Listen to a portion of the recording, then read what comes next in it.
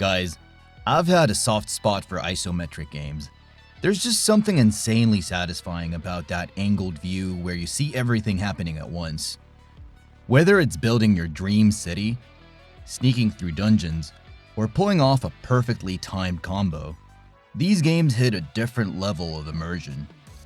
Over the years, the isometric style has evolved from pixel classics to jaw-dropping modern experiences, but the magic never faded. So today, I'm diving deep into the top 50 must-play isometric games of all time. The ones that every gamer absolutely needs to experience. Before moving towards our first game, I need you guys to drop your go-to isometric game in the comment section. Let's get started. Stops and your mind is gone. The rest, perhaps, is silence. Baldur's Gate 3. Okay, so when I booted up Baldur's Gate 3, I didn't just feel like a player. I felt like someone at the center of an unpredictable Dungeons & Dragons campaign come to life. The way the game flows from turn-based combat into cinematic storytelling is wild. One moment I'm sneaking through shadows, the next I'm in a bruising fight against mind flayers with spells flying everywhere. The freedom to talk, trick, charm, or blast your way through problems keeps every playthrough alive with surprises, and that sense of agency, that the world reacts to you, is what hooks me every time. What makes a true RPG?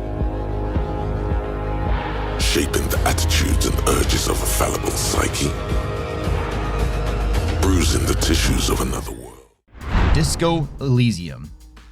Alright, Disco Elysium doesn't hit you with traditional combat, and that's part of its magic. From the second my detective woke up hungover and blank-slated in his hotel room, I was hooked by how the game turns conversation into gameplay. Every choice feels like a gamble. Do I interrogate someone with logic or just lie my face off?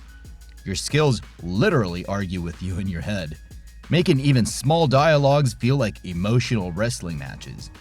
It's all about digging into mysteries, managing your psyche, and watching Revachol react to every bold choice you make.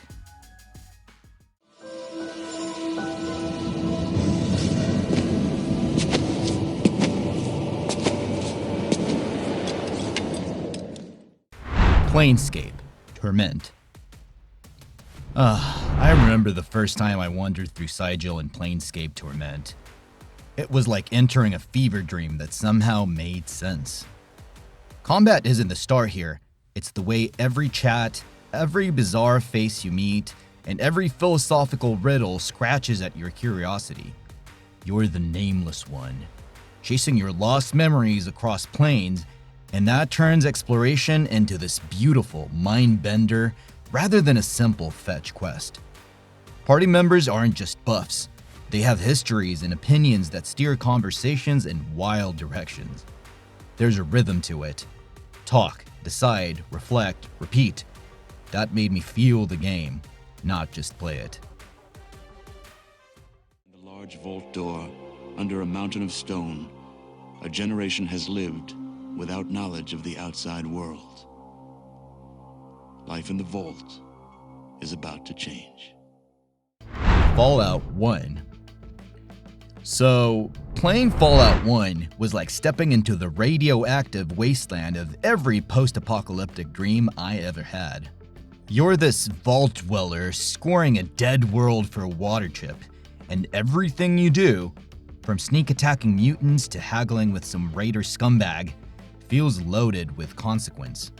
The turn-based combat makes every fight feel tactical and tense, and your special stats actually matter in how those dialogues and fights unfold. There's a real satisfaction in walking into a ramshackle town and figuring out a way to survive that doesn't involve shooting everyone in sight. Though sometimes that's the best answer too.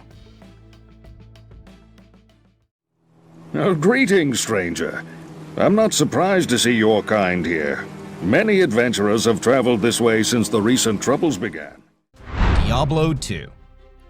To be honest, the moment I picked up my first sword in Diablo II, I knew this was pure hack and slash bliss.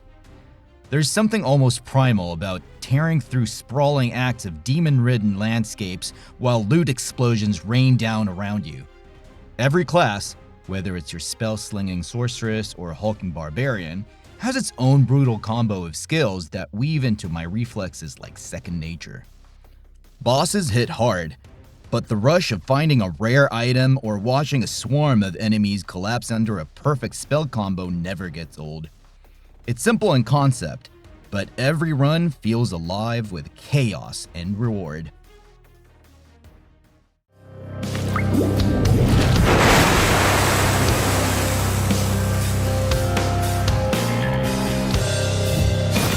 All right, one more time. Hades. Moving into Hades feels like sprinting through the underworld with a grin plastered on your face. Every time Zagreus slips out of Hades' clutches, it's because I earned it. Dodging infernal blows, chaining attacks, and grabbing godly boons that turn my next run into something completely new.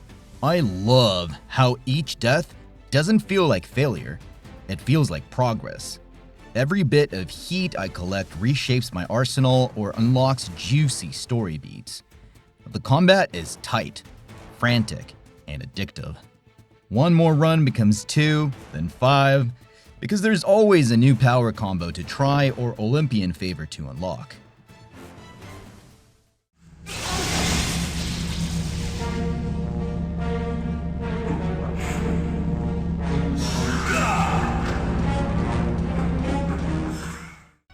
Baldur's Gate 2: Shadows of Amn. You know that feeling when you dive into an RPG and realize there's just so much to explore? That's Baldur's Gate 2 for me.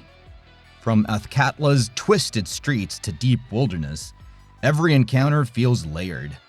Whether I'm negotiating with a shady contact or pausing mid-battle to reassign spells and tactics, managing a full party with distinct personalities and cooldown abilities makes the combat feels like orchestration rather than random clicks. There's always something to optimize, a secret to uncover, or a character story that blindsides you with emotion. It's deep, it's rewarding, and it feels like a living world.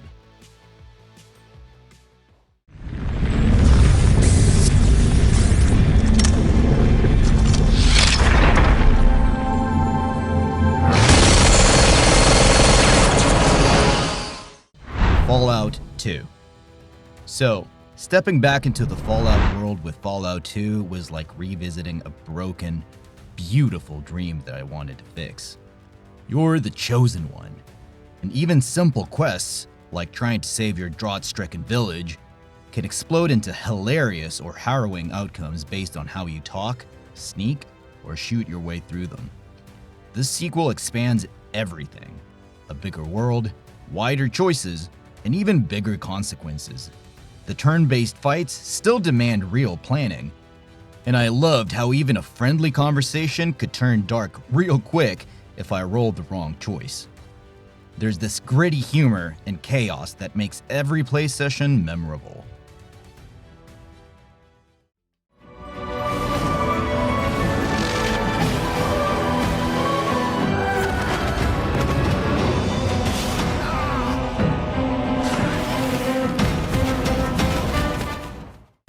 Divinity: Original Sin 2.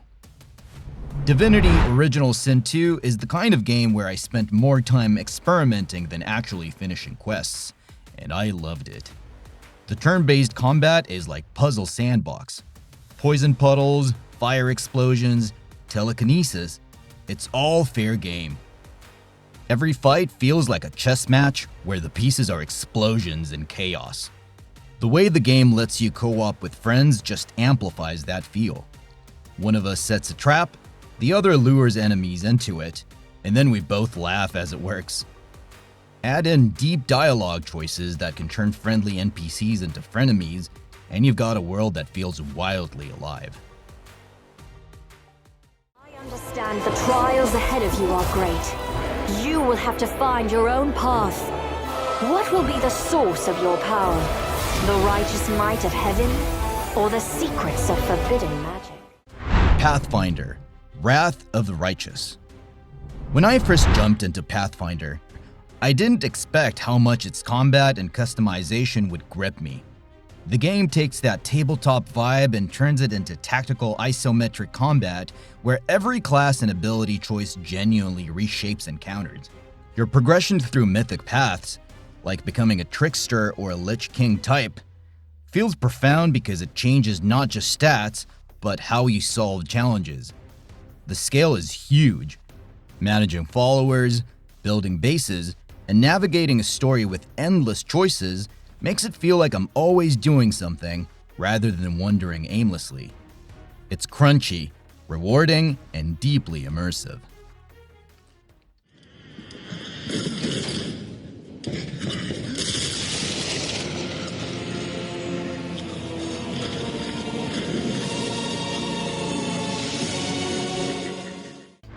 Baldur's Gate. So, jumping into Baldur's Gate was like discovering an entire world on my PC for the first time.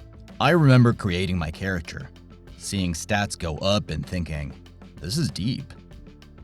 You travel the Sword Coast in the Forgotten Realms, fighting enemies using real-time combat with a pause option where you can actually think while you battle, plan spells, and move your party around. You recruit companions, swap gear, cast spells like Magic Missile or Fireball, and take on quests where choices matter. It's classic CRPG magic that patiently rewards exploration and thoughtful play.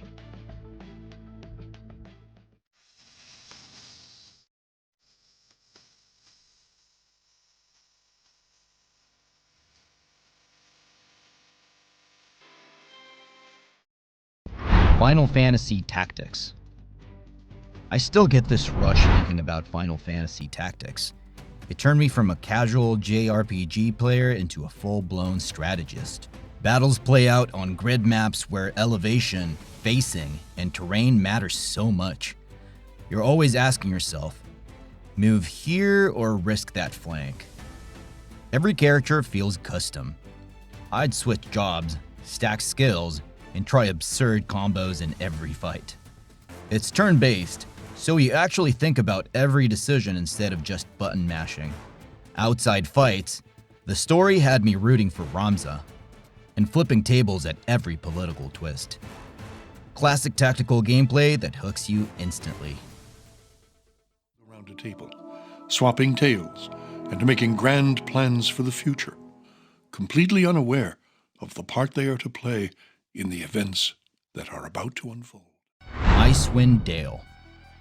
Icewind Dale was my gateway into the frozen, brutal corners of the Forgotten Realms, and it felt savage from the first dungeon dive. I built a custom party from scratch, no pre-made NPCs dragging you along, so every victory felt earned. Combat uses the same advanced Dungeons and Dragons systems that many classic CRPGs do. With real-time action, you can pause to order up spells and attacks. You win through icy caverns and fight wave after wave of enemies, keeping one eye on health and the other on positioning. It's pure dungeon crawling bliss with tactical depth.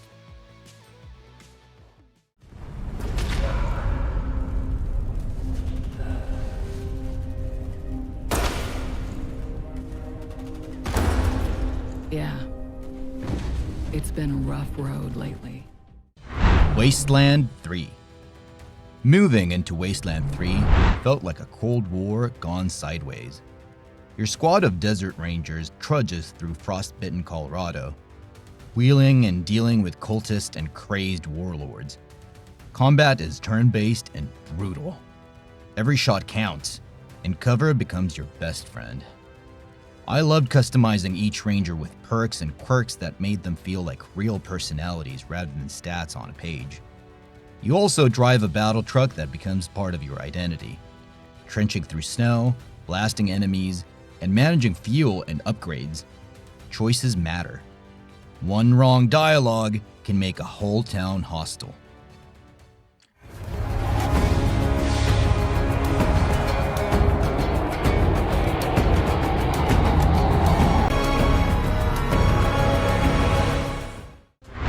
Pillars of Eternity 2, Deadfire. Set sails in Pillars of Eternity 2, Deadfire, and I swear it feels like an old pirate RPG, only way deeper. You're captaining a ship, charting seas full of danger, hidden coves, and monster islands while your crew bickers like family. Combat stays true to tactical roots with real time with pause.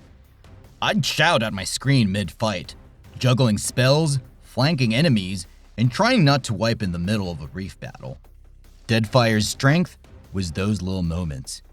Getting cornered by undead on a forgotten isle, or watching a cannonball turn the tide.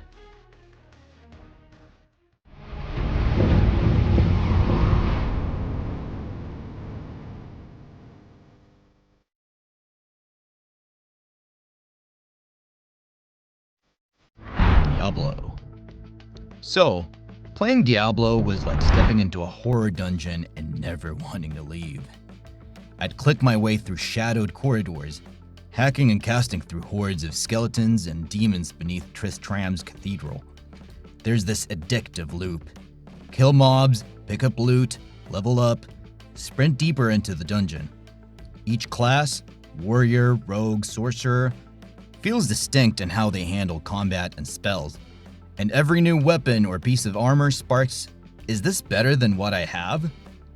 It's raw, real-time, loot-driven fun that essentially defined the ARPG genre. Criminals! Your sentence is to be hanged from the neck until dead. Let your souls feed the first ones, and your bodies feed the land.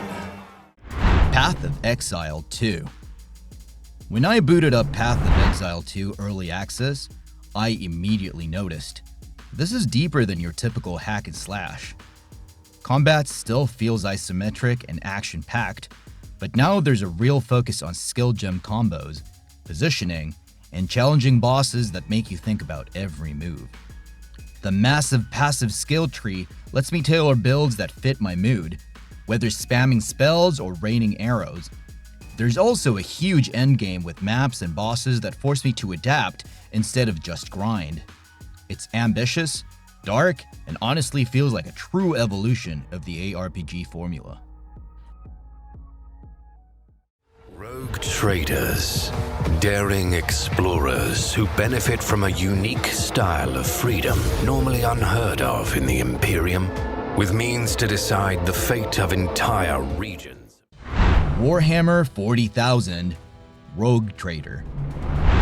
Warhammer 40,000 was like taking command of my own grimdark space opera crew. You build an isometric party, and every mission blends squad tactics with choices that ripple through your realm. Combat plays out in turn-based encounters where positioning and abilities matter big time, and I'd often find myself pausing just to think, who goes where?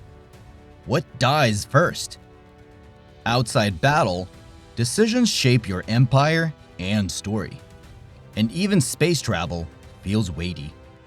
It's basically deep tabletop CRPG vibes set in the brutal 40k universe. Wield an iron fist, bend with sorcery, show mercy, or crush all who defy you. Attack! Tyranny. Ever wondered what it would feel like to be on the winning side of evil? Tyranny drops you right into that mess. Combat feels familiar if you've played Obsidian RPGs, real time with pause, tactical spellcasting, and smart positioning. But what stuck with me most was how every choice in dialogue or battle reshaped the factions around me. I wasn't saving the world, I was ruling it. And trust me, that moral ambiguity hits different. You're constantly juggling companions, powers, and consequences in a world where good and evil feel like shifting shades of gray.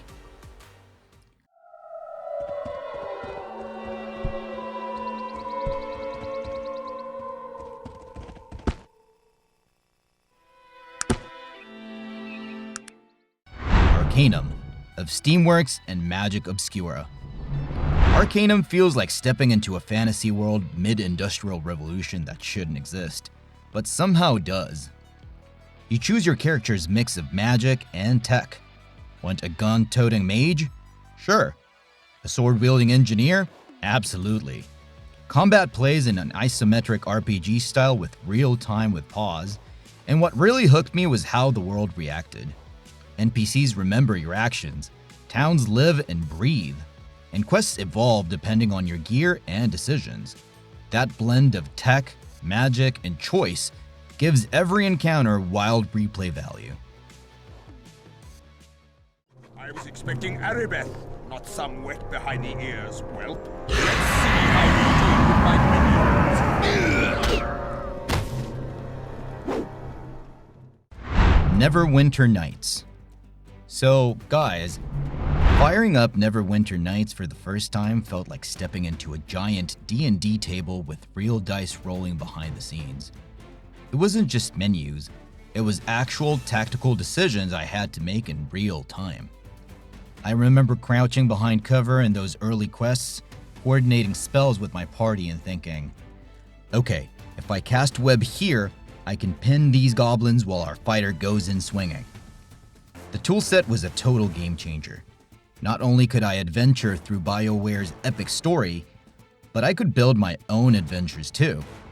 I spent more time than I should have tinkering with custom modules, watching friends freak out when my homebrew undead ambush sprung to life.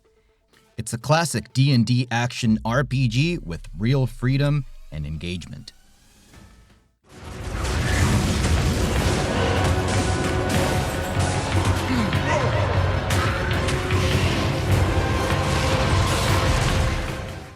Diablo II Resurrected. Diablo II Resurrected hit me with a rush of nostalgia. Like I dusted off an old leather journal from my teenage years of grinding cows and ball runs. But holy hell, this time everything shines. The moment-to-moment gameplay still revolves around that perfect clickfest. I'm pounding enemies with my hammered-in celestial hammers, dodging fireballs, and praying for that one unique drop. The loot chase here is addictive as anything. Those rare item stats can make or break your build. Every time I open a chest or kill a champion pack, I feel that electric jolt. Like this could be the run where everything clicks and I finally cap my build.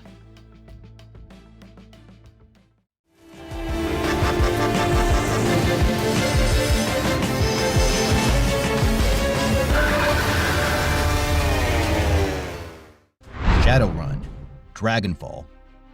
When I first dove into Shadowrun, I was utterly hooked by how the turn-based combat forces you to think like a chess master in a rain-soaked cyberpunk Berlin. I'd plot each character's movement, ducking into cover, hacking systems with my decker, or letting loose spells from my shaman. And then watch everything unfold with this grin like I'd pulled off a perfect montage. The tactical layer is deep. Cover matters, elevation matters, and every ability feels meaningful. And because your crew has real personality, Glory's firepower, Ager's brute force, losing one feels like a punch to the gut. This isn't just shoot 'em up, it's strategic survival dance. Stand against him, protect the core, and save the world.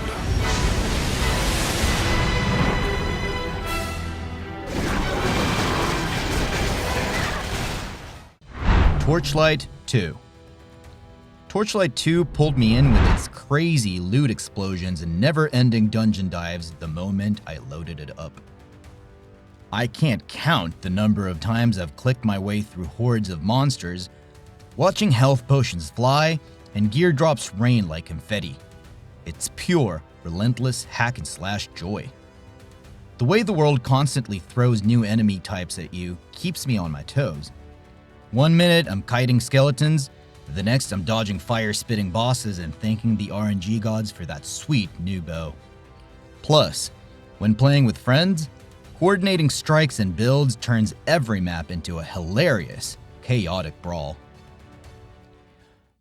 When I heard of the evils befalling Torchlight, I returned from the wilderness. Tales of madness, townsfolk slain or missing, and a darkness rising from the deep. Torchlight. So, starting a run in the original Torchlight feels like cracking open a treasure chest of pure arcade-style ARPG fun. Every dungeon floor scrolls down like a fresh piece of candy, and I'm gobbling loot and experience as fast as I can click. The design is simple, but so effective. I wander deeper into randomized caverns, swapping gear, summoning my pet buddy to tank or fetch loot, and absolutely losing track of time because one more floor always seems worth it. It's like the perfect snack of a game. Satisfying, immediate, and just a touch addictive.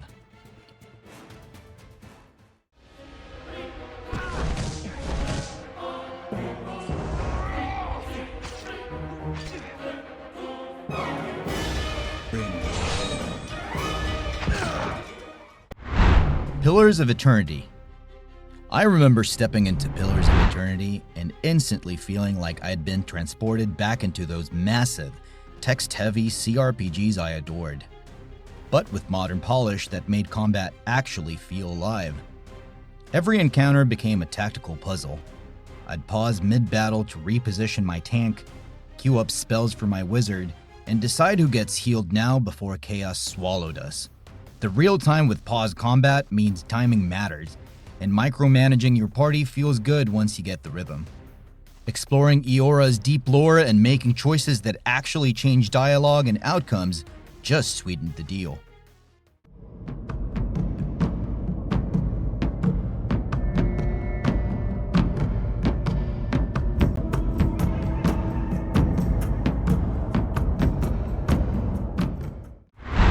Grim Dawn. Grim Dawn hit me like a dark, relentless ARPG hug. It's bleak, it's brutal, and the deeper I got into its world of shattered humanity, the more I loved every minute of hacking through horrors and tweaking my build. The way its dual-class system lets me blend soldier and occultist abilities meant I crafted some wild combinations, raining elemental chaos from afar while my pet skeletons tanked the hardest hits. The loot grind is just right. Every rare drop feels like a little victory, and every boss fight is a test of grit and build synergy. We, the keepers of the flame, serve the will of the dreamer. His instructions whispered from beyond the wall of sleep. Path of Exile. Path of Exile felt like stepping into this insanely deep ARPG brain that's both addictively fast and brutally satisfying. From the moment I hit my first map and saw that massive passive skill tree, I knew I was in trouble. In a good way. You're constantly discovering new gem combos, tweaking your build, and watching mobs explode under perfectly timed skills. The endgame maps and Atlas progression keep pulling me back, and every currency drop feels like a little milestone in my climb toward power. Grinding feels rewarding, because skill and gear matter just as much as luck.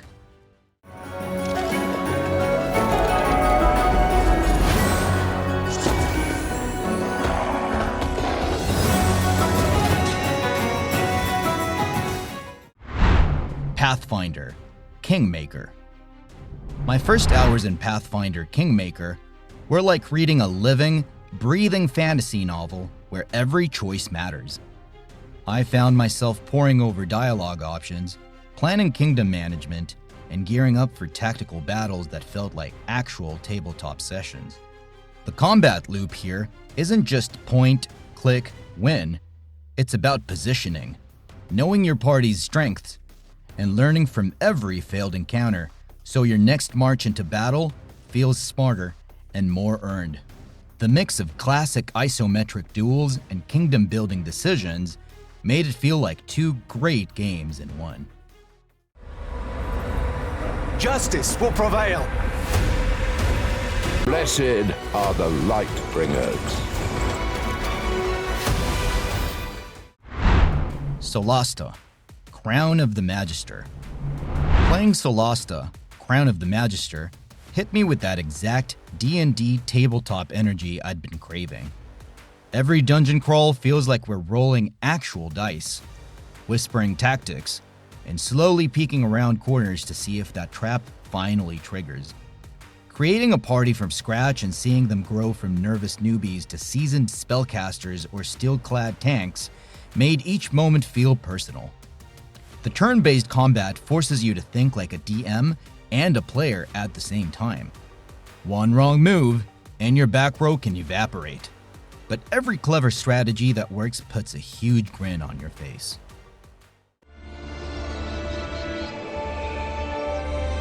I must, for myself, examine the reasons I left the comfort of Kuldahar for a journey to Deeping Dale. Icewind Dale II. In Icewind Dale II, the combat-driven thrill hit me instantly. It's all about tactical combat with a party you choose and refine at every step.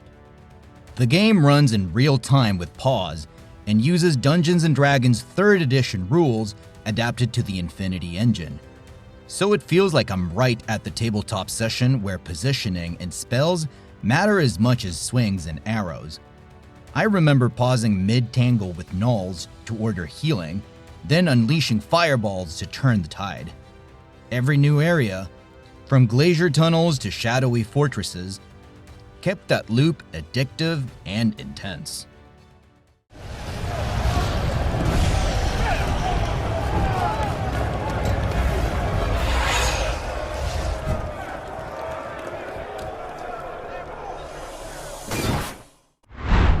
The Temple of Elemental Evil. I'll never forget first loading the Temple of Elemental Evil and realizing how true it plays like pen and paper D&D. You create a party of adventurers, then dive into tactical turn-based combat based exactly by the D&D 3.5 edition rule set. The battles are crisp, strategic affairs, flanking enemies, choosing spells, and making every move count like I'm sitting at a real tabletop session where a single misstep means losing a friend. Even decades later, the depth of character customization and combat precision really makes me feel like I earned every hard-fought victory. It's been a long time since the Senate stood for the virtues of Rome. We do need a new Rome, though, unshackled by the limitations of our ancient system. Expeditions, Rome. Here comes Expeditions Rome, which felt like commanding legions of history rather than just controlling characters. You're a young legatus whose choices shape Rome's destiny across Greece, North Africa, and Gaul. Combat splits between strategic legion-level encounters and intense tactical, turn-based skirmishes where I had to think about positioning, weapon use, and terrain. Between battles, I managed camp resources and recruited specialists to strengthen my army. The way my decisions and diplomacy in battle influenced outcomes made every engagement feel earned, especially when a flank I thought was solid suddenly collapsed because I didn't guard the high ground.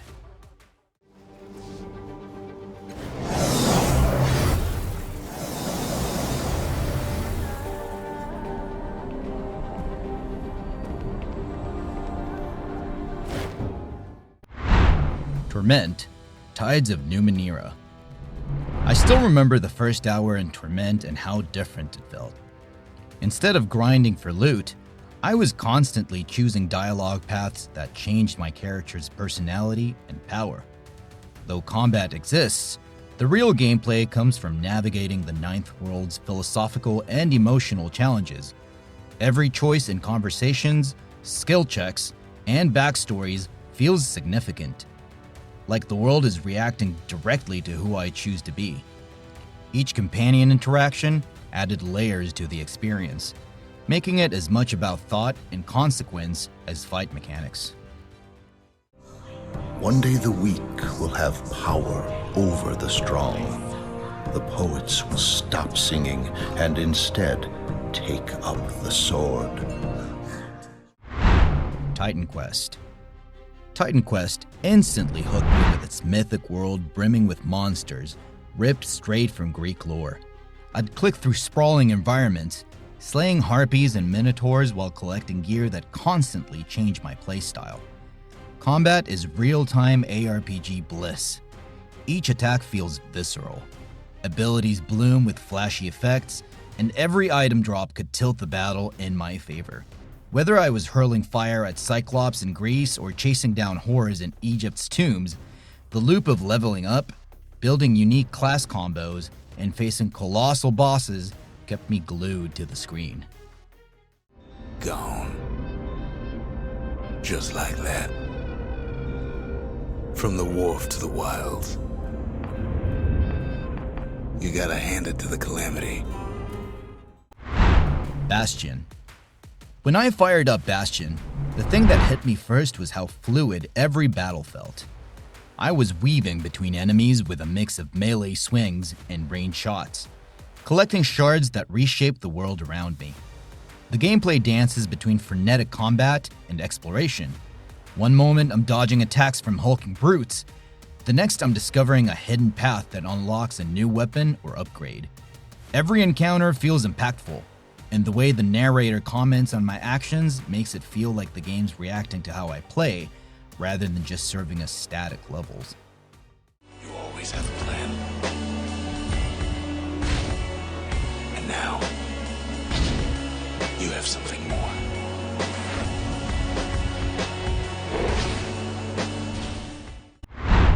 Transistor. Playing this Transistor was like entering a stylish cyberpunk opera where every fight is a choice between chaos and precision. I could pause time to plan out abilities, then unleash them in graceful combos that felt smart and satisfying. Combat blends real-time action with strategy. Do I rush in with an offensive ability, or hang back and set traps?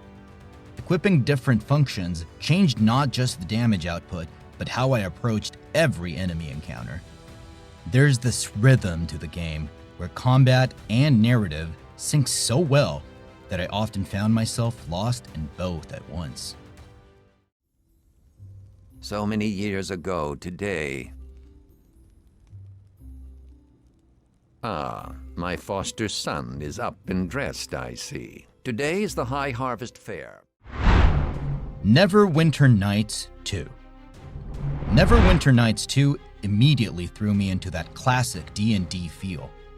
I remember carefully positioning my party before every encounter, because unlike many ARPGs, one wrong move could snowball into a wipe.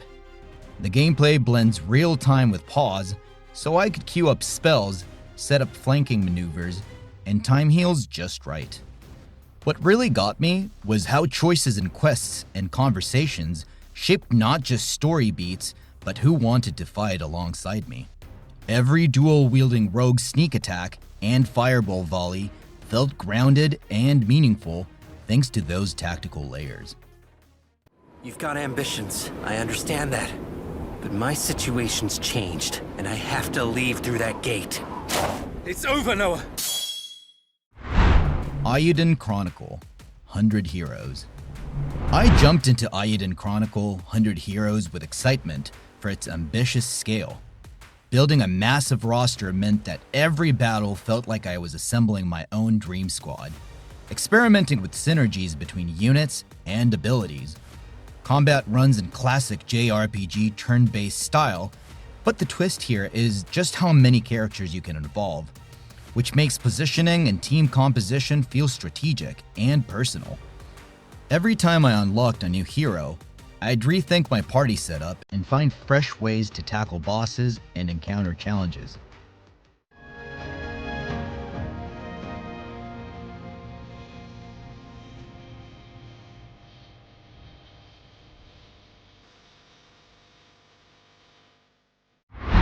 Octopath Traveler. So, Octopath Traveler's HD 2D world drew me in, but it was the combat that nailed me. Each of the 8 characters has a unique job and combat style, and chaining boost points to power-up attacks feels like orchestrating a perfect symphony in every battle. Exploring towns, uncovering hidden dungeons, and mixing elemental damage kept the fight loop fresh. Every boss encounter felt like a puzzle you slowly unraveled one well-timed strike at a time. I loved that I could follow the story of whichever character I felt like. It's like 8 games in one.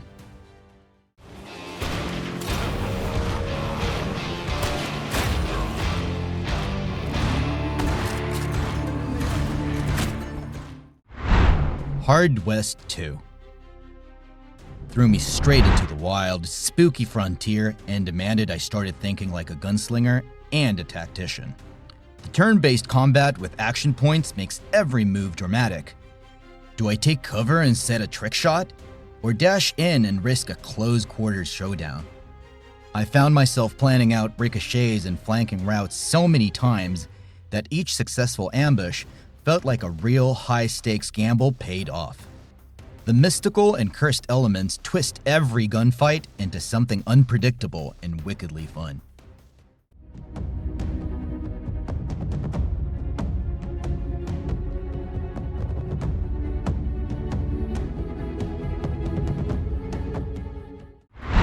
Stolen Realm. Exploring Stolen Realm felt like diving into a fantasy dungeon crawl with just enough chaos to make every turn exciting. It uses simultaneous turns, so you're always guessing what the enemy will do next. Plotting movement and ability use in advanced makes every encounter feel like a game of mental chess, where death and glory hang in the balance. Loot drops and skill unlocks kept me experimenting with builds, and co-op sessions turned every dungeon run into unforgettable teamwork chaos. I never knew what twist was waiting around the next corner. I had long black hair. Sure, Mom, but what about when the Gorgons came? Yeah, and you saved the town. Well, we fought the Gorgons together. Your father was there. Wildermyth. I didn't expect Wildermyth to wrap so many emotions into a tactical strategy game, yet it did. Fast. I remember watching my little band of heroes grow older, bond, and change over time, and that made every turn-based fight feel personal. The procedural storytelling means I'm always telling my friends wild tales about how someone lost a limb, came back stronger, or led the final charge. Battles are tactical. You're moving, flanking, managing terrain, but the real magic is how these generated stories stick with you long after the campaign ends.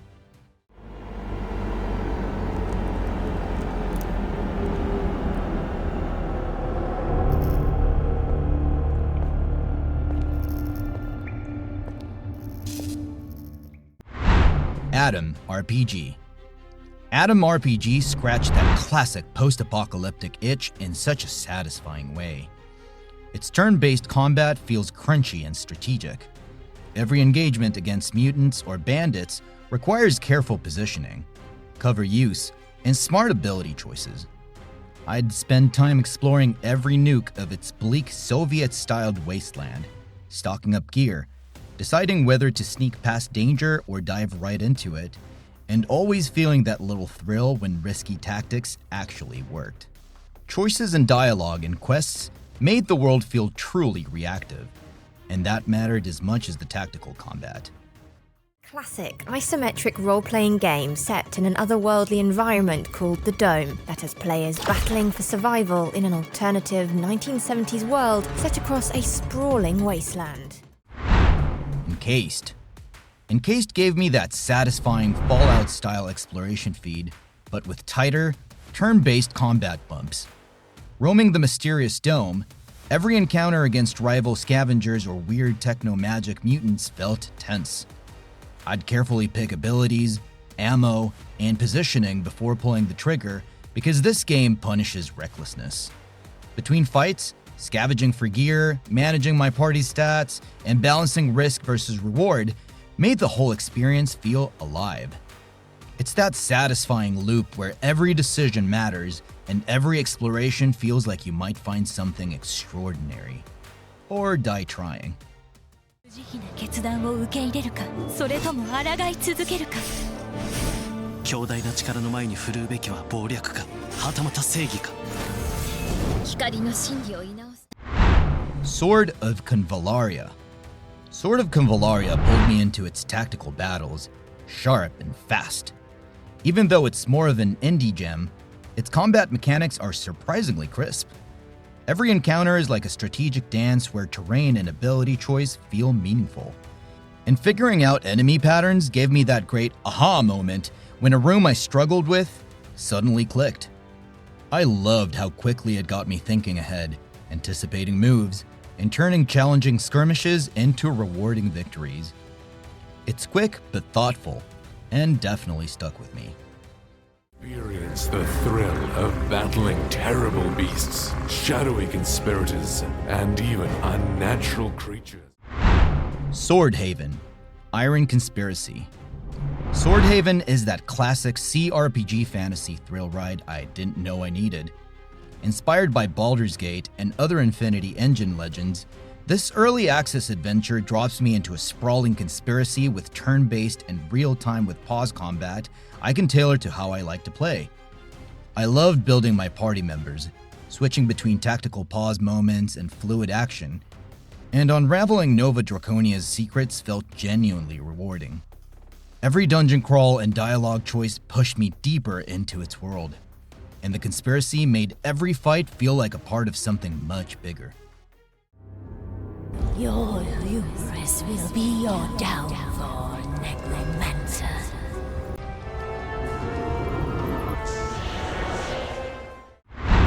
The Necromancer's Tale. The Necromancer's Tale surprised me with how much depth its gothic world holds. You're a minor noble pulled into forbidden necromancy with 400,000 words of branching narrative, and every decision pushes you further down a moral spiral that feels heavy. The turn-based combat lets you command undead and cast rituals against natural and supernatural foes, but it's the stories and choices that make each battle matter. Conversations shape alliances and trust, and when folklore becomes flesh on the battlefield, that mix of intrigue and strategy is unforgettable.